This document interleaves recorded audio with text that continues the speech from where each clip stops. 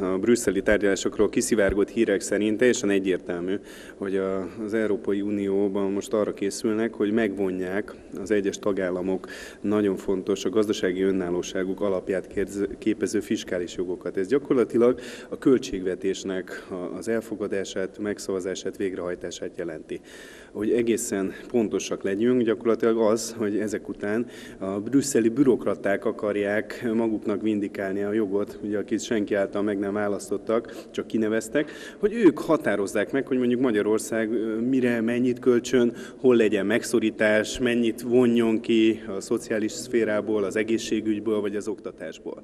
Tehát itt egy olyan diktátumra készülnek, ami teljesen elfogadhatatlan egy szabad és független Magyarország szempontjából. Minden erőnkkel ellen kell állni ennek, és ki kell mondani az igazságot, hogy az Európai Unióból egy olyan szuperállamot akarnak létrehozni, ami gyakorlatilag túlmegy az Egyesült Államoknál is, mert fogalmazhatunk így is, hogy Európai Egyesült Államok. Az az óriási félelmünk, hogy a jelenlegi folyamatok, amit az Európai Unió akar lenyomni, az olyan gyarmati sorba taszított országok torkán is, mint Magyarország, egy irányba vezetnek a szuperállam létrehozására, amit nem a népek fognak megválasztani, hanem a háttérhatalom, a gazdasági háttérhatalom, amely nagyrészt cionista irányítás alatt áll, fogja kijelölni.